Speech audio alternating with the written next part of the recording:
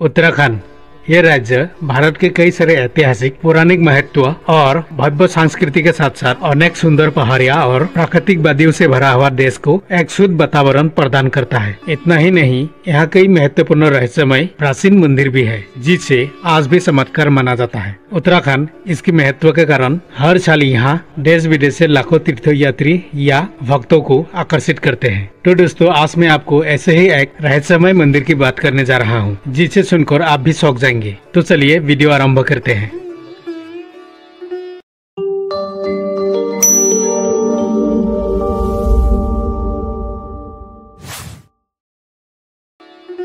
लाखामंडल मंदिर। ये मंदिर उत्तराखंड के पाटनगर देहरादून से करीब 128 किलोमीटर दूरी पर स्थित है। भगवान शिव जी को समर्पित ये मंदिर लगभग 12वीं-13वीं शताब्दी में नगर शैली में बनाया गया है। पवित्र यमुना नदी के तट पर बचे हुए ये मंदिर प्राचीन समय से कई रहस्यों से भरा है। लाखामंडल से यमुनोत्री की दूरी मात्र 75 किलोमीटर है। ये जगह समुद्र तल से करीब 1372 मीटर की ऊंचाई पर स्थित जोनासर बाबर क्षेत्र में पड़ता है।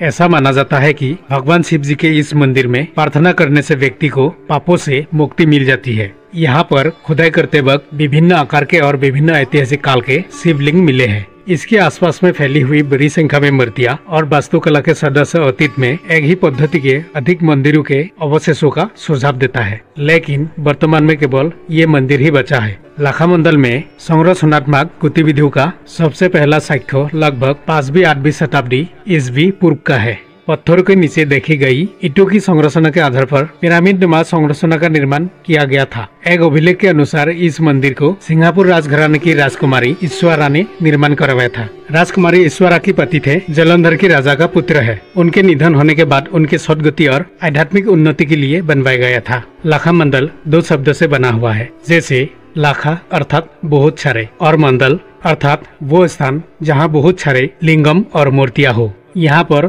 त्रेता युग का रामलिंगम, द्वापर युग का कृष्णलिंगम और इसके साथ ही यहाँ कलियुग का अद्भुत शिवलिंगम भी है, जिस पर पानी चढ़ाने से भक्तों अपनी प्रतिछाया को साफ देख सकते हैं। मंदिर में माता पार्वती के पैरों के निशान भी है और मंदिर में लगे हर पत्थरों पर गाय माता के पैर के निशान भी है। चलिए इसकी रोचक तथ्यों के बारे में जान लेते हैं। कहते हैं लाखामंडल महाभारत काल से जुड़ा हुआ है। अज्ञात वर्ष के दौरान पांडव माता कुंती के साथ यहाँ रुके थे और यहाँ उन्होंने लाखों हजारों शिवलिंग और मूर्तियां का निर्माण किया था। यहाँ पर एक शिवलिंग भी है जिसे महामंडलेश्वर शिवलिंग भी कहा जाता है। ऐसा माना जाता है कि इस शिवलिंग को धर्मराज युधिष्ठिर ने निर्माण किया गया था। यहाँ पर एक विशाल सा सुरंग मौजूद है जिसको लेकर एक रोचक तथ्य भी प्रचलित है। धृतराज पुत्र दुर्योधन ने पांडवों और माता कुंती को जिंदा ही जलाने के लिए यहाँ लाखा यानी ज्वलनशील महल का निर्माण करवाया था, लेकिन पांडवों ने चतुराई से एक सुरंग की सहायता से माता कुंती के साथ लाखा महल से बाहर निकल गए थे। यहाँ एक और मान्यता है, इस मंदिर में स्थित शिवलिंग को एक गाय ने खोजा था। वो गाय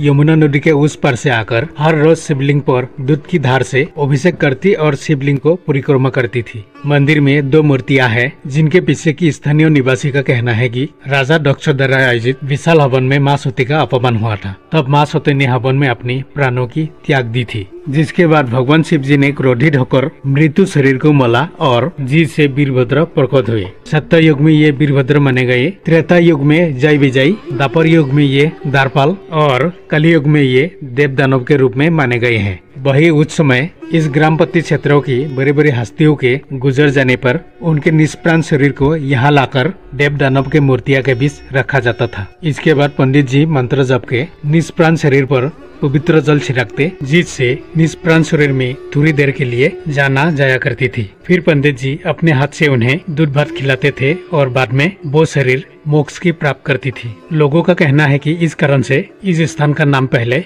मोना हुआ करता था। बाद में यहाँ खुदाई के बाद कई शिवलिंग और मूर्तियां मिली, जिसके बाद यहाँ का नाम लाखामंडल पड़ा। इस मंदिर के प्रांगण में एक माँ हैजाकाली का मंदिर भी है, जिससे मान्यता है कि इन्हें दर्शन करने से बड़ी बड़ी बीमारियां को भी तबाह कर देते हैं। तो दोस्तों, आज का वीडियो इतना ही। वीडियो में बहुत कुछ जानकारी छूट गई होगी। अगर छूट गई हो तो कृपया माफ कर देना। तो मिलते हैं अगले वीडियो में। अपना ख्याल रखना।